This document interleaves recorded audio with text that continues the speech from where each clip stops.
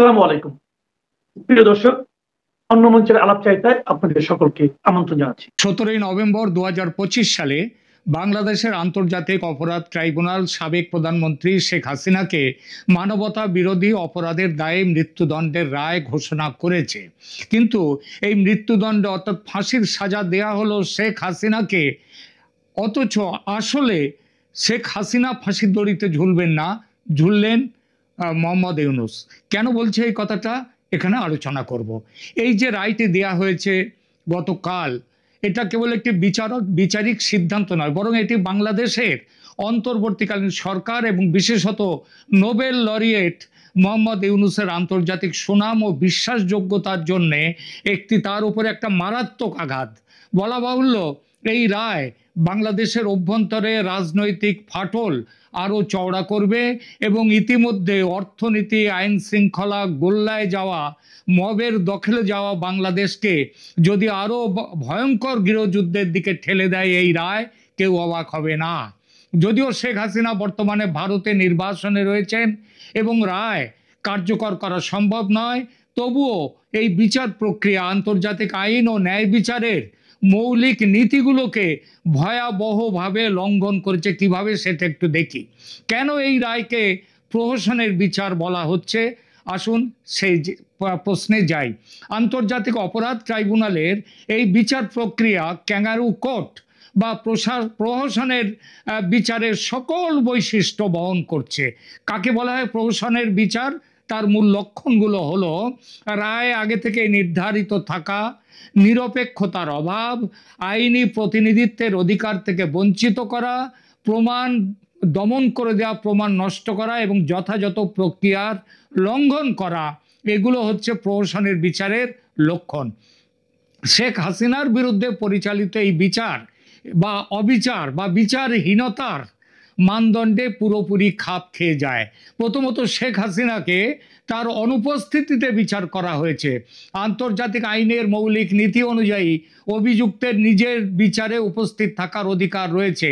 আন্তর্জাতিক দেওয়ানি ও রাজনৈতিক অধিকার চুক্তি ICCPR তার 14/3 14(3) ঘ ধারা স্পষ্টভাবে বলে যে প্রত্যেকে নিজের বিচারে উপস্থিত থাকার এবং ব্যক্তিগতভাবে নিজের পছন্দের আইনি সহায়তার মাধ্যমে আত্মপক্ষ সমর্থনের অধিকার রয়েছে। যদিও ব্যতিক্রম পরিস্থিতিতে অনুপস্থিতিতে বিচার যায়, তাহলেও সেটা তখনই করা যায় যখন অভিযুক্ত ইচ্ছাকৃতভাবে বিচার এড়াচ্ছেন এবং তার অধিকারগুলো অর্থাৎ ন্যায়িক বিচার, সম্পূর্ণ সঠিক বিচার পাওয়ার অধিকারগুলো সম্পূর্ণভাবে সংরক্ষিত থাকা সত্ত্বেও তিনি যখন গড় হাজির থাকেন অভিযুক্ত, তখন তার অনুপস্থিতিতে বিচার করা যায়। বলা বাহুল্য, এখানে বিচার প্রক্রিয়ায় শেখ হাসিনার ন্যায়িক অধিকার আদৌ রক্ষিত হয়নি এবং এটা একটা সুষ্ঠু ন্যায় বিচারের যে পক্ষে সেই রকম ব্যবস্থা সেখানে ছিল না।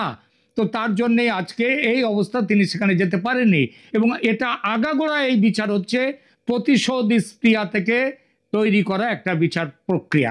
দ্বিতীয়ত, ট্রাইব্যুনালের বিচারকদের নিরপেক্ষতা নিয়ে গুরুতর প্রশ্ন রয়েছে।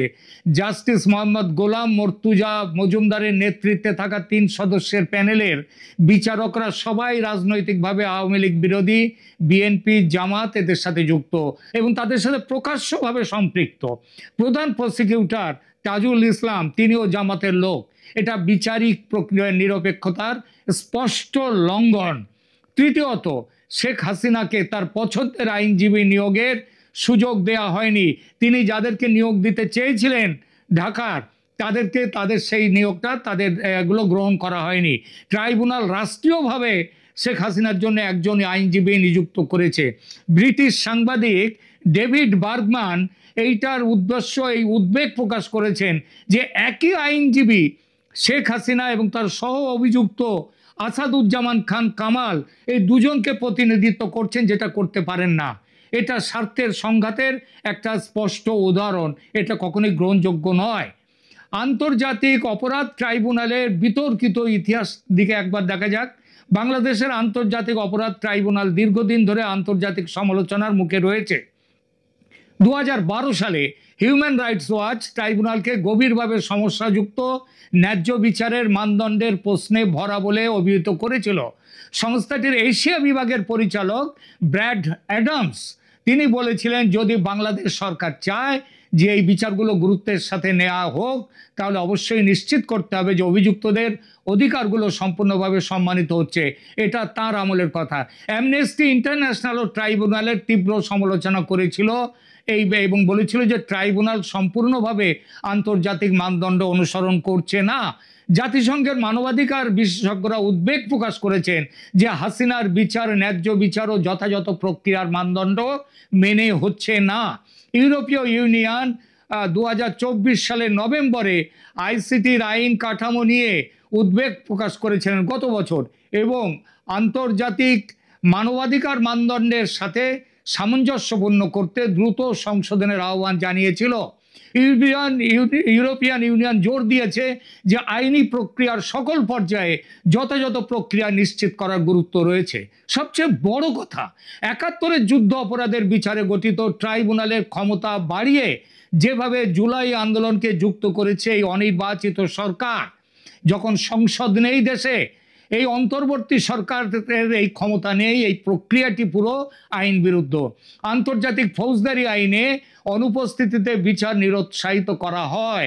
আন্তর্জাতিক ফৌজদারি আদালতের রোম সংবিধি স্পষ্টভাবে বলেছে যে অভিযুক্তকে বিচারের সময় উপস্থিত থাকতে হবে, তার সমস্ত রকমের ন্যায় বিচারের প্রক্রিয়া তার জন্য খোলা রাখতে হবে। যুগোস্লাভিয়া এবং রুয়ান্ডার জন্য আন্তর্জাতিক ফৌজদারি ট্রাইব্যুনালগুলো এবং সিয়েরা লিওনের বিশেষ আদালত সব জায়গাতে অনুপস্থিতিতে বিচার নিষিদ্ধ করেছে, যেটা বাংলাদেশে হলো। হিউম্যান রাইটস ওয়াচ স্পষ্টভাবে বলেছে যে অভিযুক্তের অনুপস্থিতি বিচার প্রক্রিয়াকে দুর্বল করে এবং অভিযুক্তের অধিকারকে ক্ষতিগ্রস্ত করে। আন্তর্জাতিক আইনের প্রবণতা হলো আসামিকে শারীরিকভাবে উপস্থিত থাকা এবং নিজের বিচারে অংশগ্রহণের জন্য যাবতীয় ন্যায় বিচারের অধিকার তাকে দিতে হবে। শেখ হাসিনার ক্ষেত্রে বলা হচ্ছে যে তিনি একটি সঠিক ট্রাইব্যুনালে তার অভিযোগকারীদের মুখোমুখি হতে ভয় পান না। শেখ হাসিনা নিজে বলেছেন, তিনি বলেছেন যেখানে প্রমাণ ন্যায্যভাবে পরীক্ষা করা যায়। তিনি অন্তর্বর্তী সরকারকে চ্যালেঞ্জ করেছেন হেগের আন্তর্জাতিক ফৌজদারি আদালতে এই অভিযোগগুলো নিয়ে যেতে। সেখানে তিনি নিজে উপস্থিত থাকবেন এবং তার এই কথা প্রমাণ করে যে তিনি বিচার এড়াচ্ছেন না, বরং একটি ন্যায্য নিরপেক্ষ বিচার চাইছেন, যেটা বাংলাদেশের ওই আন্তর্জাতিক ক্রাইম ট্রাইব্যুনালে হওয়া সম্ভব নয়। এবার আসি প্রতিশোধমূলক বিচার, এই কথাটা কেন বলা হচ্ছে? কারণ ন্যায় বিচার নয়, নেই এই বিষয়টিতে, এই বিচারে। এই রায়ের সময় এবং পরিস্থিতি স্পষ্টভাবে ইঙ্গিত করে যে এটি ন্যায় বিচারের পরিবর্তে রাজনৈতিক প্রতিশোধের একটি হাতিয়ার। মোহাম্মদ ইউনূস নিজেই বলেছেন শেখ হাসিনাকে শাস্তি দেওয়ার এবং আওয়ামী লীগের কার্যক্রম নিষিদ্ধ করার প্রতিশ্রুতি দিয়েছিলেন। তিনি আওয়ামী লীগের কার্যক্রম নিষিদ্ধ করার প্রতিশ্রুতি দিয়েছিলেন। ফেব্রুয়ারি 2026-এর নির্বাচনে আওয়ামী লীগকে অংশগ্রহণের সুযোগ দেওয়া হবে না বলে ইউনূস ঘোষণা করেছেন। জাতিসংঘ মানবাধিকার কার্যালয়ের একটি প্রতিবেদনে বলা হয়েছে যে 2024 সালের জুলাই আগস্টের সহিংসতায় 1400 জন নিহত হতে পারে। এই মৃত্যুগুলো নিঃসন্দেহে দুঃখজনক এবং জবাবদিহিতা প্রয়োজন, কিন্তু জবাবদিহিতা অর্জনের জন্য আন্তর্জাতিক আইনের মৌলিক নীতিগুলোকে লঙ্ঘন করা কখনোই গ্রহণযোগ্য নয়, এটা জাতিসংঘ বলেছে। জাতিসংঘের একটি আবেদনে বলা হয়েছে যে আইসিটির সামনে বিচারগুলো রাজনৈতিক প্রতিশোধে ভরা পরিবেশে পরিচালিত হচ্ছে। আবার খেয়াল করুন, এটা জাতিসংঘ বলেছে, যে জাতিসংঘের কাছে একটি তাদের বক্তব্যে বলেছে যে এটা রাজনৈতিক প্রতিশোধে ভরা পরিবেশে পরিচালিত হচ্ছে একটি অনির্বাচিত অন্তর্বর্তীকালীন সরকারের অধীনে, যার নিজেরই কোনো গণতান্ত্রিক ম্যান্ডেট নেই। এটা শেখ হাসিনার ন্যায্য বিচারের অধিকার লঙ্ঘনের বিষয়ে গুরুতর উদ্বেগ উত্থাপন করে। ইউনূসের আন্তর্জাতিক ভাবমূর্তির ধ্বংস, এই যে তার মানে শেখ হাসিনার তো কোনো ক্ষতি করতে পারলেন না, তাকে ফাঁসিতেও তুলতে পারবেন না, কিন্তু ইউনূসের কি হলো সেটা বলি। মোহাম্মদ ইউনূস 2006 সালে ক্ষুদ্র ঋণে অগ্রণী কাজের জন্য নোবেল শান্তি পুরস্কার পেয়েছিলেন। তিনি দরিদ্রের ব্যাংকার হিসেবে আন্তর্জাতিকভাবে পরিচিত, কিন্তু অন্তর্বর্তীকালীন সরকারের প্রধান হিসেবে তার যা ভূমিকা তার সুনামকে শেষ করে দিয়েছে। ইউনূস সরকারের অধীনে বাংলাদেশ মানবাধিকার লঙ্ঘনের একের পর এক অভিযোগের মুখোমুখি হয়েছে। জেনেভায় জাতিসংঘে মানবাধিকার কাউন্সিলের 60তম অধিবেশনে মানবাধিকার কর্মী এবং দক্ষিণ এশিয়া ও ইউরোপের বিশেষজ্ঞ তারা প্রধান উপদেষ্টা মোহাম্মদ ইউনূসের অন্তর্বর্তীকালীন শাসনে ব্যাপক মানবাধিকার লঙ্ঘনের বিষয়ে গুরুতর উদ্বেগ প্রকাশ করেছে। ইউরোপীয় পার্লামেন্টের সাবেক সদস্য এবং সাউথ এশিয়ার ডেমোক্রেটিক ফোরামের নির্বাহী পরিচালক পাওলো কাসাকা এই পরিস্থিতিকে মানবিক সংকট বলে বর্ণনা করেছেন, যেটা এখন বাংলাদেশে হচ্ছে। তিনি অভিযোগ করেছেন যে অন্তর্বর্তীকালীন সরকার গণতান্ত্রিক শক্তিগুলোকে নির্মূল করার প্রচেষ্টায় 50,000-এরও বেশি মিথ্যা মামলা তৈরি করেছে। তিনি বলেছেন বাংলাদেশে এটা সবচেয়ে খারাপ দুঃসময়, খারাপ দুঃস্বপ্ন। এমন পরিস্থিতিতে সমস্ত নির্বাচন এই সরকার একটা মারাত্মক প্রতারণা করছে। এই বিচার সেই প্রতারণার একটি অংশ। প্রফেসর CR আবরার জানিয়েছেন যে ইউনূস সরকার ক্ষমতায় আসার পর থেকে কমপক্ষে 213 জন আওয়ামী লীগ নেতা ও কর্মীকে হত্যা করা হয়েছে, জেলখানার ভেতরে হত্যা করা হয়েছে, এমনকি নিহত মন্ত্রীকে হাতে বেড়ি পরিয়ে তার মৃতদেহকে ছেড়ে দেওয়া হয়েছে, তখনও তার হাতে হাত করা আছে। এবং 1971 সালের মুক্তিযুদ্ধের সাথে সম্পর্কিত ঐতিহাসিক স্থানগুলো ধ্বংস করা হয়েছে। আজকের বিচারের মধ্যেও বিচারপতিরা এই ব্যাপারটি বলেছেন। 1971-এ মুক্তিযুদ্ধ নিয়ে বলেছেন এটা পার্শ্ববর্তী একটি দেশের, প্রতিবেশী দেশের সাথে ষড়যন্ত্র করে নাকি শেখ মুজিব বাংলায় সেই সময় পাকিস্তান থেকে বিচ্ছিন্ন হয়েছিলেন। তাহলেই বোঝা যায় এই বিচার কারা করছে, কারা বসেছে বিচারকের জায়গায়, আর তাদের মাথায় কারা বসে রয়েছে। দ্বিতীয়, ব্রিটিশ রাজনৈতিক বিশ্লেষক ক্রিস্টোফার জে ব্ল্যাকবার্ন তিনি জোর দিয়ে বলেছেন যে মানবাধিকার রক্ষা ছাড়া কোনো আন্দোলনকে বৈধ বলে বিবেচনা করা যায় না। তিনি বলেছেন মানবাধিকারের সুরক্ষা সবার আগে দরকার, তা সে বিপ্লব হোক আর যাই হোক।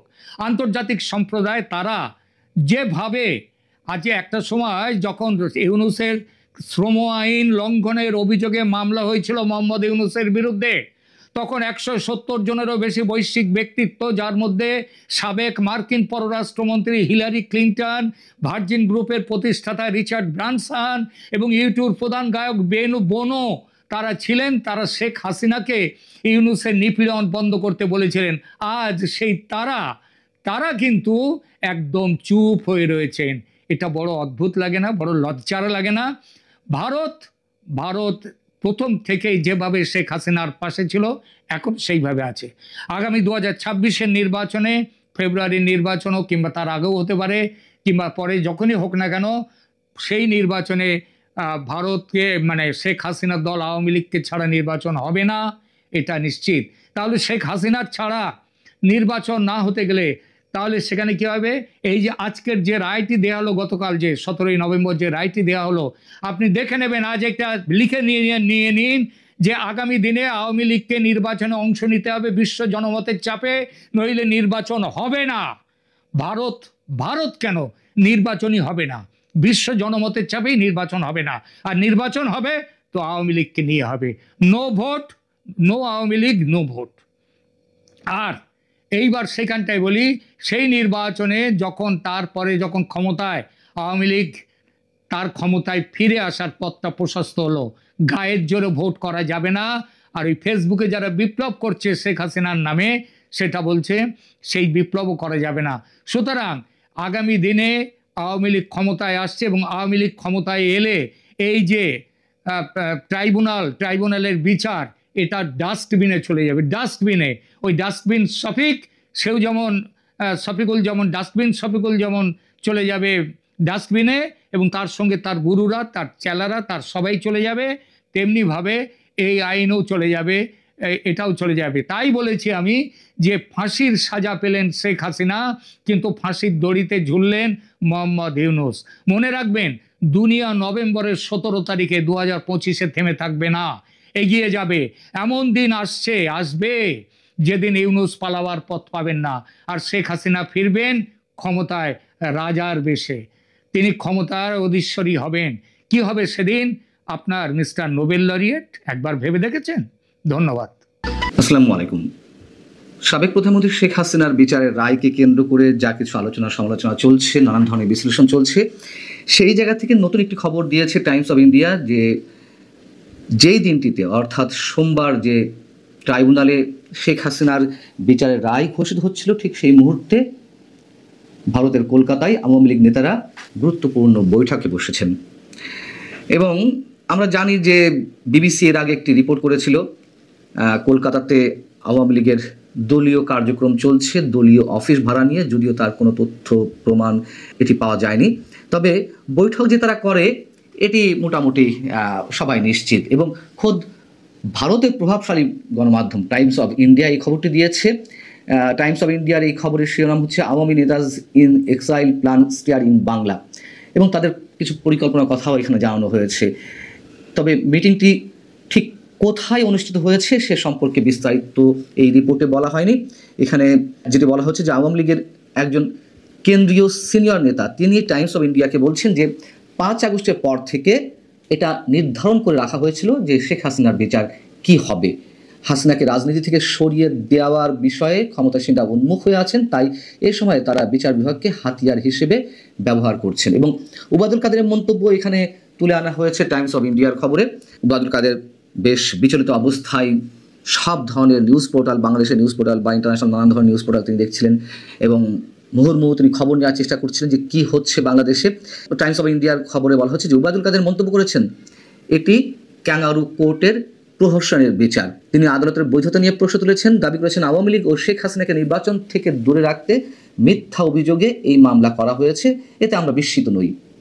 এবং তিনি এই রায়কে রাজনৈতিক প্রতিশোধ হিসেবে দেখছেন এবং 71-এ যে শক্তি পরাজিত হয়েছিল আমাদের মহান মুক্তিযুদ্ধ, সেই পরাজিত শক্তি তাদের প্রতিশোধ নিতেই এই ধরনের ব্যবস্থা করেছে। শেখ হাসিনা বিচার প্রক্রিয়া বিতর্কের সঙ্গে সম্পন্ন করেছে এবং বলা হচ্ছে যে কেন্দ্রীয় কমিটির যে নেতার বক্তব্য নাম প্রকাশ করা হয়নি, যা তার বক্তব্যের বরাদ্দে বলা হচ্ছে শেখ হাসিনার অনুপস্থিতিতে এবং তার পক্ষে আমরা যেসব আইনজীবীকে প্রস্তাব করেছিলাম তাদের কাউকে আদালতে উপস্থিত হওয়ার অনুমতি না দেওয়ার মাধ্যমে বিচার হয়েছে। তার আত্মরক্ষার অধিকার সমুন্নত রাখা হয়নি। এই নেতা আদালত গঠনের কারণ নিয়েও প্রশ্ন তোলেন এবং উবায়দুল কাদের যেটি জানিয়েছেন যে খুব শীঘ্রই যমুনা অভিমুখে মার্চ করা হবে, অর্থাৎ প্রধান উপদেষ্টা ডক্টর মোহাম্মদ ইউনূসের যে বাসভবন এখন রাষ্ট্রীয় অতিথি ভবন, সেই যমুনা অভিমুখে মার্চ করা হবে। তবে কবে, কখন, কিভাবে করা হবে এই সব বিষয়ে বিস্তারিত কিছু জানা যায়নি।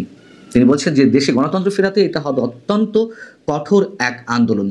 এবং আওয়ামী লীগ যেভাবে এই বিচার প্রক্রিয়াকে একবারে প্রত্যাখ্যান করছে, তার যদি মৃত্যুদণ্ড না হয়ে 2 বছরের কারাদণ্ড হতো আমরা জানি যে আওয়ামী লীগ প্রত্যাখ্যান করতো। কিন্তু ইন্টারন্যাশনাল কমিউনিটির কি প্রতিক্রিয়া আমি আপনাদেরকে গতকালই জানিয়েছি যে আন্তর্জাতিক গণমাধ্যমে আন্তর্জাতিক নানান পর্যায়ে বিশ্লেষকরা কী ধরনের বক্তব্য মতামত দিচ্ছেন সে বিষয়ে বলেছি। আন্তর্জাতিক মানবাধিকার সংগঠনগুলো কি বলছে। অ্যামনেস্টি ইন্টারন্যাশনালের মহাসচিব অ্যাগনেস ক্যালামার্ড তিনি মন্তব্য করছেন 2024 সালের জুলাই আগস্টে যেই আন্দোলন হয়েছে, ছাত্র বিক্ষোভ হয়েছে, সেখানে যে ভয়াবহ মানবাধিকার লঙ্ঘন হয়েছে তার অবশ্যই তার জন্য যারা দায়ী ব্যক্তিগতভাবে হোক অথবা যেভাবেই হোক তাদের অবশ্যই স্বাধীন এবং সুষ্ঠু বিচারের মাধ্যমে তদন্ত ও বিচারের আওতায় আনতে হবে। কিন্তু এই বিচার ও রায় কোনোভাবেই ন্যায়সঙ্গত নয়। ভুক্তভোগীদের প্রয়োজন ন্যায় বিচার ও জবাবদিহিতা, অথচ মৃত্যুদণ্ড মানবাধিকার লঙ্ঘনকে আরও বাড়িয়ে তোলে। এবং অ্যামনেস্টি ইন্টারন্যাশনাল বলছে যে এই বিচার হয়েছে এমন একটি আদালতে যাকে দীর্ঘদিন ধরে এই সংস্থা অর্থাৎ অ্যামনেস্টি ইন্টারন্যাশনালই স্বাধীনতার অভাব ও অন্যায্য বিচার প্রক্রিয়ার জন্য সমালোচনা করে আসছে। তাছাড়া আসামির অনুপস্থিতিতে এই নজিরবিহীন দ্রুত বিচার ও রায় এত বড় ও জটিল মামলায় যথাযথ সুষ্ঠু বিচারের বিষয়ে গুরুতর উদ্বেগ সৃষ্টি করেছে। শেখ হাসিনাকে আদালত নিযুক্ত আইনজীবী দিয়ে প্রতিনিধিত্ব করানো হলেও আত্মপক্ষ সমর্থনের প্রস্তুতির সময় ছিল স্পষ্টতই অপ্রতুল। এর সঙ্গে যুক্ত হয়েছে এমন অভিযোগ যে পরস্পর বিরোধী প্রমাণ নিয়ে আসামি পক্ষকে জেরা করতে দেওয়া হয়নি, যা বিচারকে আরও অনিয়মের দিকে ঠেলে দিয়েছে। বাংলাদেশে এমন একটি বিচার ব্যবস্থা প্রয়োজন যা একেবারে নিখুঁতভাবে ন্যায়সঙ্গত, সম্পূর্ণ নিরপেক্ষ, পক্ষপাতহীন এবং কোনোভাবেই মানবাধিকার লঙ্ঘনকারীর জন্য মৃত্যুদণ্ড ব্যবহার করে না। জাতিসংঘ বলেছে যে এই মুহূর্তে এই বিচারের রায় খুবই গুরুত্বপূর্ণ, তারা গুরুত্বপূর্ণ হিসেবে উল্লেখ করেছে, কিন্তু তারপরেও তারা এই বিচারে কিন্তু সন্তুষ্টি প্রকাশ করেনি, স্বস্তি প্রকাশ করেনি। একইভাবে ইন্টারন্যাশনাল ক্রাইসিস গ্রুপ সম্পর্কে আপনাদের সামান্য কিছু জানিয়েছিলাম আমার এর আগের কন্টেন্টে, পরবর্তীতে বিস্তারিত মন্তব্য তাদের পাওয়া গেছে। আইসিজি বিচার প্রক্রিয়াকে তুমুল সমালোচনার মধ্যে রেখে বলছে যে আসামির অনুপস্থিত হওয়া বিচার প্রায়ই বিতর্কের সূত্রপাত করে। এই মামলার ক্ষেত্রে যে দ্রুততার সঙ্গে শুনানি হয়েছে সেটা এবং বিবাদী পক্ষের স্পষ্টত সুযোগ সুবিধার ঘাটতিও সুষ্ঠু বিচার নিয়ে প্রশ্ন তৈরি করে। এসব সমালোচনা বাংলাদেশের ফৌজদারি বিচার ব্যবস্থার দীর্ঘস্থায়ী চ্যালেঞ্জগুলোকে তুলে ধরেছে। 2024 সালের আগস্টে ক্ষমতায় আসার পর দেশটির অন্তর্বর্তী সরকার এসব চ্যালেঞ্জ সমাধান করতে পর্যাপ্ত ব্যবস্থা নেয়নি, অথচ আমরা শুনছি সংস্কার সংস্কার সংস্কার, শুনতে শুনতে আমাদের কান ঝালাপালা হয়ে গেছে। যাই হোক, ইন্টারন্যাশনাল ক্রাইসিস গ্রুপ বলছে এসব সমালোচনা শেখ হাসিনার কর্মকাণ্ড, আওয়ামী লীগ নেতৃত্বে কর্মকাণ্ড বা আইন শৃঙ্খলা রক্ষাকারী বাহিনীর একটি অংশের কর্মকাণ্ডকে হালকাভাবে নেওয়ার জন্য ব্যবহার করা উচিত না। অর্থাৎ তারা যে বলছে যে এই বিচার প্রক্রিয়া সুষ্ঠু প্রক্রিয়ার মাধ্যমে সম্পন্ন হয়নি, আসামির অনুপস্থিতি হয়েছে কিংবা সাক্ষীদেরকে যথাযথ প্রক্রিয়ায় জেরা করা হয়নি, এই সমালোচনার কারণে আওয়ামী লীগের নেতাদের যে কর্মকাণ্ড, অপরাধমূলক কর্মকাণ্ড কিংবা আইন শৃঙ্খলা রক্ষাকারী বাহিনীর বিরুদ্ধে যে ধরনের অভিযোগ রয়েছে সেগুলোকে হালকাভাবে নেওয়ার কোনো কারণ নেই। যাই হোক, এখন বিষয় হচ্ছে দর্শক, বিচারে কি হবে এটি মোটামুটি শেখ হাসিনার পক্ষের কিংবা শেখ হাসিনার তুমুল বিরোধী সব পক্ষেরই ধারণা জন্মেছিল এবং সেটিই হয়েছে। কিন্তু সেটি যে সমালোচনা ঊর্ধ্বে থাকবে না, বিশেষজ্ঞ মহল যে ধারণা করছিলেন ঠিক সেটি আন্তর্জাতিক মানবাধিকার সংগঠনগুলো তারা জানিয়ে আসছে। এবং যমুনা অভিমুখে যে মার্চ করার ইঙ্গিত দেওয়া হচ্ছে বা ঘোষণা মোটামুটি এসেছে, কিন্তু কবে, কখন, কোথায়, কিভাবে এগুলো বিস্তারিত জানা যায়নি। সেটি নিয়ে স্বাভাবিক সন্দেহ জাগতে পারে যে এই অবস্থা আওয়ামী লীগ এই কর্মসূচি কতটা গুরুত্বের সঙ্গে পালন করতে পারবে। এবং নিঃসন্দেহে এটি বলা যায় শেখ হাসিনার বিচারের রায় এটি বাংলাদেশের রাজনীতিকে আরও টালমাটাল করবে, সেটি যেভাবেই হোক। এবং এই মন্তব্য খোদ আন্তর্জাতিক বিশেষজ্ঞদের। ভালো থাকুন সবাই।